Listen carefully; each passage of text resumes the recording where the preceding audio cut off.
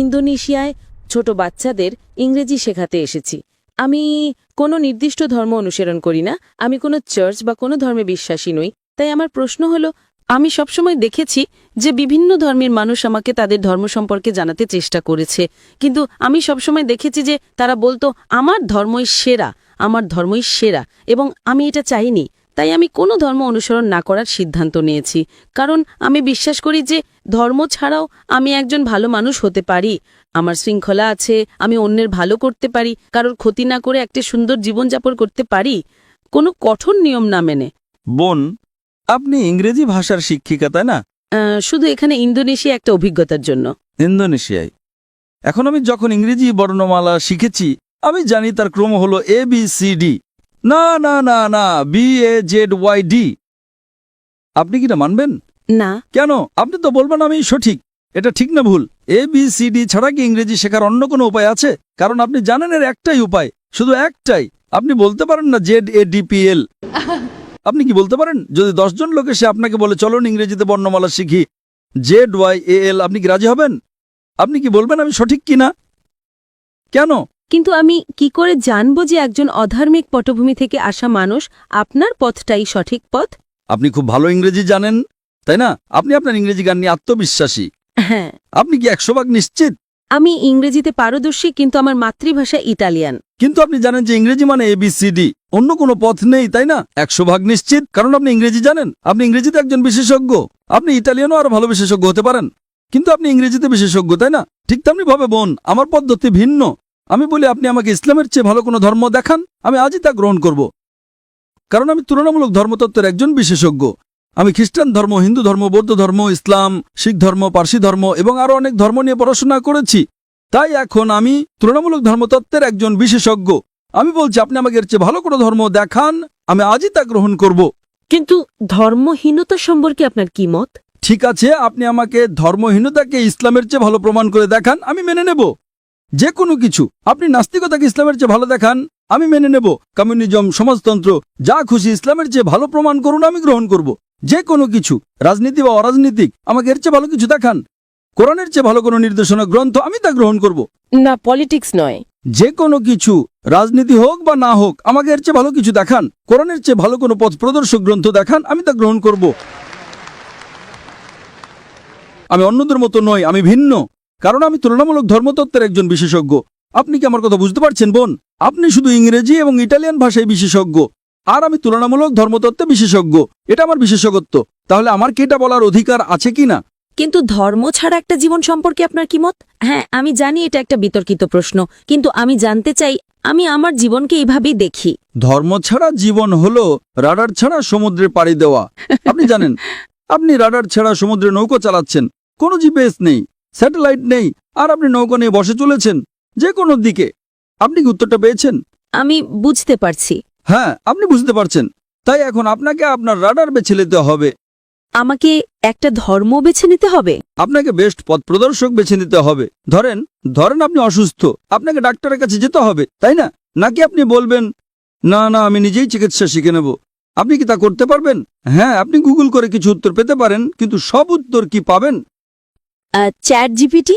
Chat GPT কি আপনার operation করবে? যদি আপনি চ্যাট জিপিটিকে জিজ্ঞেস করেন আপনার হার্টের সমস্যা হয়, না না না না, সে উত্তর দেবে একজন ডক্টরের কাছে যান। চ্যাট জিপিটিকে জিজ্ঞেস করেন কোন ধর্ম সবচেয়ে বৈধ, যুক্তিকার, বৈজ্ঞানিক, এখানে উত্তর আছে। আপনি কি চ্যাট জিপিটিতে বিশ্বাস করেন? আপনি আটকে গেছেন বোন। তাই আমি বলছি এটা আমার এক্সপার্টিজ এরিয়া। আপনার মতো মানুষের সাথে কথা বলে আমার বিশেষজ্ঞত্ব। এটা আমার বিশেষজ্ঞত্ব। আপনি অসুস্থ হলে ডক্টরের কাছে যান, তাই তো? আমি তো নিজেকে অসুস্থ মনে করি না। আমি বলছি না যে আপনি অসুস্থ। না, মানে আমি মনে করি না যে আমি রাডার হারিয়ে ফেলেছি। আমি মনে করি না যে এখন আমার কোনো রাডারের প্রয়োজন আছে। তাই আপনি অসুস্থ হলে ডাক্তারের কাছে যান না, তাই তো? অবশ্যই যাই। ও, তার মানে অসুস্থ হলে আপনার রাডার দরকার না, কিন্তু ধর্মীয়ভাবে বলতে গেলে আমি নিজেকে পথভ্রষ্ট মনে করি না। কারণ আপনি জানেনই না যে আপনি কি হারাচ্ছেন। আপনি তখনই বুঝবেন যে কিছু হারিয়েছেন যখন জানবেন যে আপনার কি হারানোর ছিল। যদি আপনি না জানেন যে কি হারাচ্ছেন, তাহলে কিভাবে বুঝবেন, তাই না? দেখেন যে ব্যক্তি অজ্ঞ, সে খুব সুখী কিনা। সে ইংরেজি জানে না, কিছুই জানে না, সে খুব সুখী, ঠিক না ভুল? আপনি জানেন না যে আপনি কি হারাচ্ছেন। আমি যে আনন্দ পেয়েছি, আমি নিশ্চিত যে আপনি তা পাননি। হ্যাঁ, আমাকে শিখতে হবে। কারণ আপনি জানেন না। যে ইংরেজি জানে না সে বোঝে না ইংরেজি কি। আপনি ফলের স্বাদ চাখাননি, তাই না? এজন্যই আপনার জন্য আমার দুঃখ হচ্ছে বোন, আপনার জন্য আমার দুঃখ হচ্ছে বোন। না, তবে আমি বৌদ্ধ ধর্মের চিন্তাভাবনার প্রতি বেশি বিশ্বাসী। যেমন আপনার শরীর একটি মন্দির, যেমন ঈশ্বরী আপনি, যেমন আপনাকে। ও, বৌদ্ধ ধর্ম। আচ্ছা, বুদ্ধের শিক্ষা কি? আমি জানি না, আমি তো পড়িনি, দয়া করে বলুন। তাহলে এখন বৌদ্ধ ধর্ম সম্পর্কে কথা বলছেন আর আপনি জানেন না বৌদ্ধ ধর্ম কি? আমি বিশেষজ্ঞ নই, কিন্তু আমি কিছু বই পড়েছি এবং সেখানে বলা হয়েছে যে বুদ্ধই আসলে আপনার মধ্যে আছেন। মানে আপনি নিজের উপর কাজ করে একটা ভালো জীবন পেতে পারেন এবং অন্যের সাথে ভালো ব্যবহার করতে পারেন, আর সেটাই যথেষ্ট।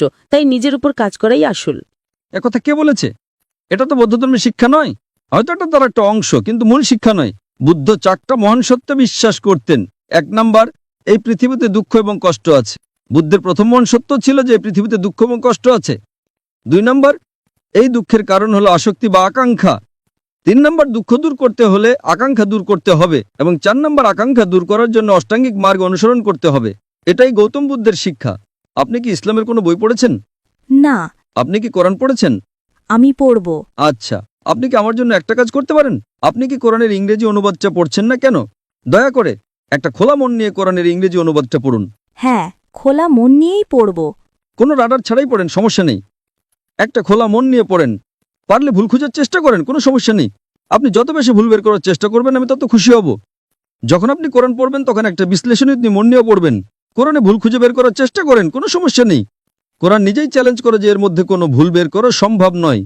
তাই আপনি ভুল খোঁজার চেষ্টা করেন। হয়তো আপনার কিছু ভুল মনে হতে পারে, তখন আপনি আমাকে জিজ্ঞেস করতে পারেন আর আমি আপনাকে বলবো সেটা ভুল কিনা, কারণ এটাই আমার এক্সপার্টিজের জায়গা। তাই আপনি যে ভাষায় বোঝেন সেই ভাষায় কোরআন পড়ুন, ইটালীয় বা ইংরেজি। ইংরেজি ভালো হবে। আমি আপনাকে আব্দুল্লাহ ইউসুফ আলীর অনুবাদটা পড়তে অনুরোধ করছি। আমি আয়োজকদের অনুরোধ করব যদি তারা বোনকে একটা কপি ঘম্পি দিতে পারেন। আপনি কি এতে সই করে দেবেন? ইনশাআল্লাহ আমি সাইন করে দেব। ধন্যবাদ। অনুষ্ঠানের শেষে আমি আয়োজকদের অনুরোধ করব যদি আব্দুল্লাহ ইউসুফ আলীর ইংরেজি অনুবাদটা পাওয়া যায়, ইনশাআল্লাহ। যদি না পাওয়া যায় আপনি আপনার ঠিকানা ভলেন্টিয়ারদের কাছে দিয়ে যেতে পারেন, আমরা পাঠিয়ে দেব। যদি এখন পাওয়া যায় আমরা এখনই আপনাকে দেব, ইনশাআল্লাহ। ঠিক আছে বোন, আপনি এটা পড়ুন এবং আমি আল্লাহর কাছে প্রার্থনা করি যেন তিনি আপনাকে সঠিক পথ দেখান। আপনাকে অনেক ধন্যবাদ। আপনাকেও স্বাগতম বোন।